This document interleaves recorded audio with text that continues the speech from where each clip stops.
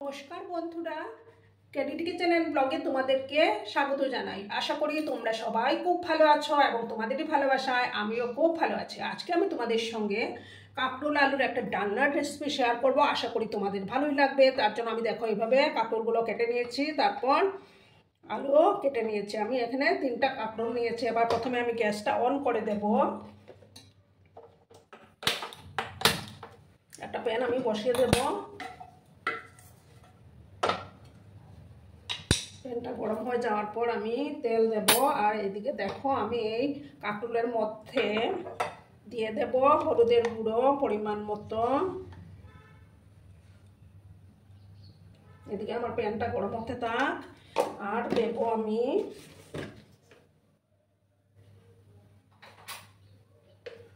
দেখো 1 চামচের মতো বেসন আমি অ্যাড করে দিলাম। তারপর পরিমাণ মতো লবণটা আমি অ্যাড করে দিচ্ছি। সামান্য একটু লবণ আমি দিয়ে দিলাম। দিয়ে এবার সামান্য একটু জলের ছিটা দিয়ে এগুলো মেখে নিচ্ছি আমি। ঠিক আছে বন্ধুরা, এই যে দেখো আমি এগুলো মেখে নিচ্ছি।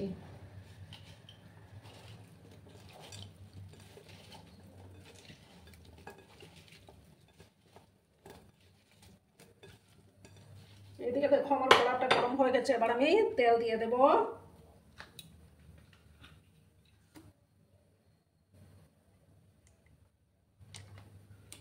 তেলটাকে ভালো করে গরম করে নিতে হবে। দেখো আমার মাখানোর কমপ্লিট। তেলটা ভালো করে গরম হয়ে যাক, তারপর আমি কাঁকরোল আলুগুলোকে একটু ভেজে নেব।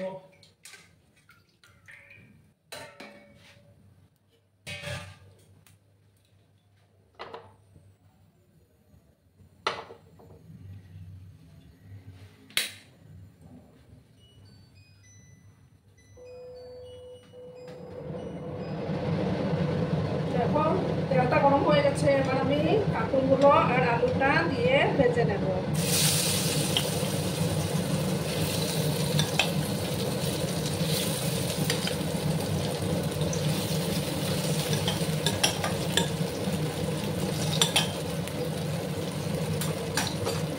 কাঁকরোল আলু আমি দিয়ে দিলাম। এবার একটু লাল লাল করে আমি ভেজে নেব। একটু সময় নিয়ে কিন্তু ভেজে নিতে হবে।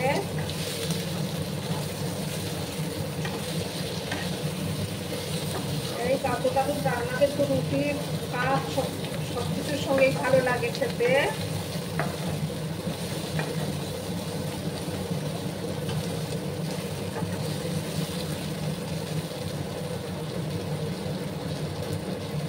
গ্যাসের আঁচটাকে কমিয়ে লাল লাল করে ভেজে নিতে হবে। এবার আমি এটাকে ঢাকা চাপা দিয়ে রাখবো। তারপর ঢাকা চাপা উঠিয়ে আবার আমি নাড়াচাড়া করে দেব। আর বন্ধুরা, ভিডিও দেখার শুরুতে কিন্তু একটা লাইক করতে তোমরা ভুলো না। তোমরা লাইক করলে ভিডিও বানানোর উৎসাহটা অনেক গুণ বেড়ে যায় এবং আমার ভিডিওটাকে 10 জনের কাছে পৌঁছে যেতেও সাহায্য করবে। পুরনো নতুন সব বন্ধুদের জানাই অনেক অনেক ভালোবাসা।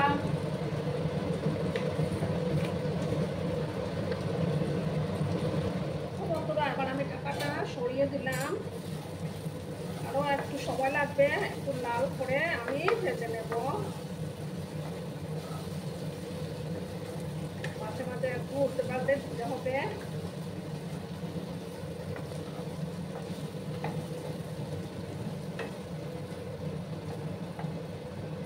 আর একটু সময় আমি ভাজবো। আবার ঢাকা চাপা দিয়ে রেখে দিলাম, তারপরে কাপড়গুলো ভালো করে সেদ্ধ হয়ে যাবে। দেখো বন্ধুরা, ঢাকাটা সরিয়ে দিলাম, ভাজা করলাম। এবার আমি এগুলো নামিয়ে নেবো। ঠিক আছে, কাপড়ের আলুগুলো আমার কাটা কমপ্লিট, এগুলো আমি নামিয়ে নিচ্ছি।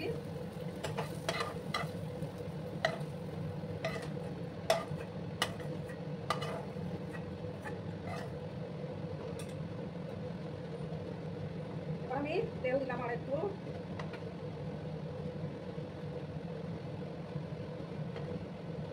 দেখো বন্ধুরা, এবার আমি একটা শুকনো লঙ্কা দিলাম, একটা তেজপাতা ছিঁড়ে দিয়ে দিলাম।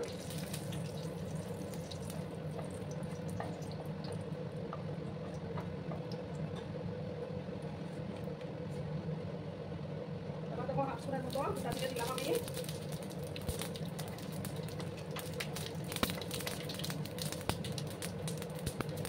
এবার দেখো আমি এখানে একটা পেঁয়াজ চিলি চিলি করে কেটে রেখেছিলাম, সেই পেঁয়াজ কুচিগুলো এবার আমি দিয়ে দিলাম।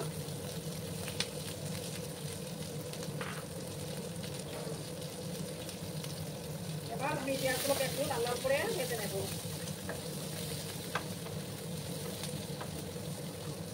যারা কাঁকুর খেতে পছন্দ করে না তাদেরকে এইভাবে রান্না করে দিলে এরাও চেটে চেটে খেয়ে নেবে। এভাবে রান্না করলে কিন্তু দারুণ লাগে খেতে। একটু লাল লাল করে আমি পেঁয়াজগুলোকে ভেজে নেব। সামান্য একটু লবণ দিয়ে দিচ্ছি, তারপরে পেঁয়াজগুলো তাড়াতাড়ি সফট হয়ে যাবে।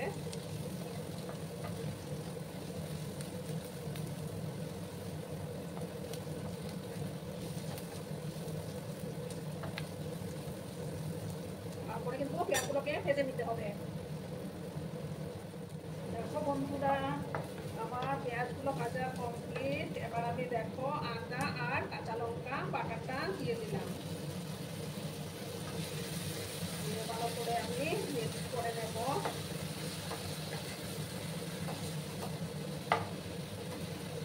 এবার আমি পরিমাণ মতো হলুদের গুঁড়োটা দেবো আর আদা কাঁচা লঙ্কা আর কাঁচা মশলা না দেওয়া অবধি কষিয়ে দিতে হবে।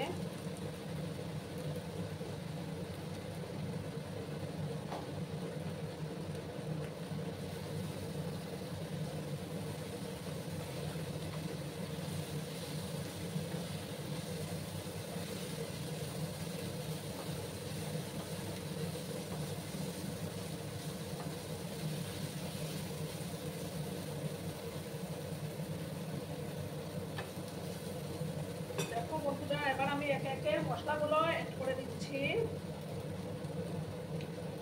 দেব 1 চামচ ধনিয়া গুঁড়ো,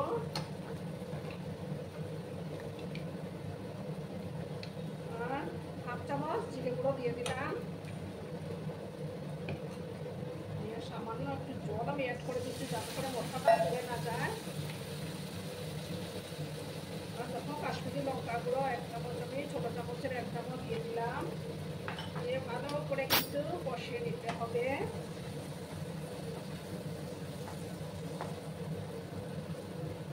আর একটু জল দিলাম আমি।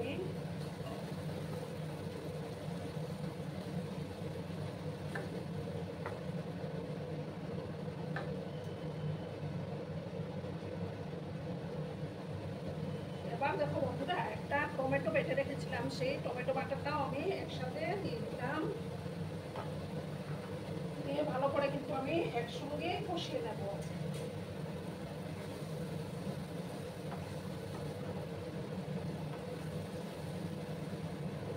ততক্ষণ পর্যন্ত কষাতে হবে যতক্ষণ না মশলাটা থেকে তেল ছাড়তে শুরু করবে।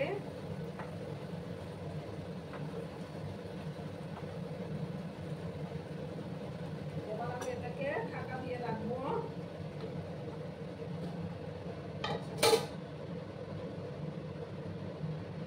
2 মিনিটের মতো আমি ঢাকা চাপা দিয়ে রেখে দেবো। দেখো বন্ধুরা, এবার আমি ঢাকাটা সরিয়ে দিলাম, নাড়াচাড়া করলাম। মশলাটা আমার কষে গেছে খুব সুন্দর করে। এবার আমি কাঁকরোল আর আলুটা দিয়ে দিলাম। ভালো করে আবার মিক্স করে দেব আমি।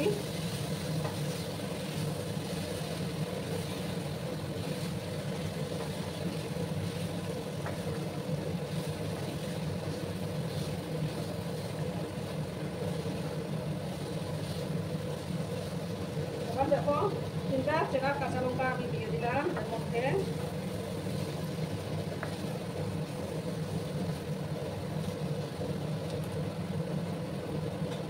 আমি পরিমাণ মতো লবণটা অ্যাড করে দিচ্ছি। লবণটা আমাকে সেই বুঝেই দিতে হবে, কারণ আমি আগেও লবণ সামান্য ইউজ করেছিলাম।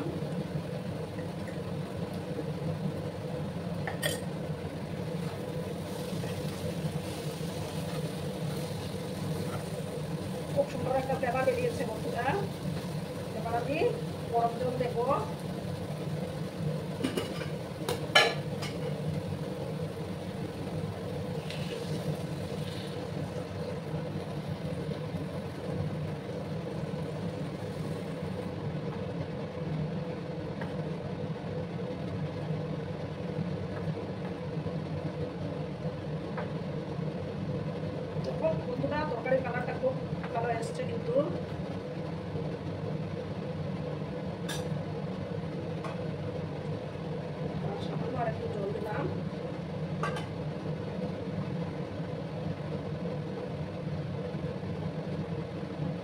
গ্যাসের আঁচটাকে লো করে দিচ্ছি, করে আমি ঢাকা চাপা দিয়ে 5 মিনিটের মতো রান্না করে নেব।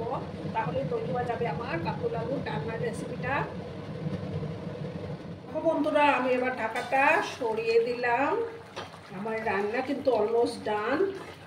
এবার আমি গ্যাসটা বন্ধ করে তারপর আমি সার্ভ করে দিচ্ছি। দেখো কত সুন্দর এসছে কালারটা। গ্যাসটা বন্ধ করে দিলাম, তারপর আমি এবার সার্ভ করব।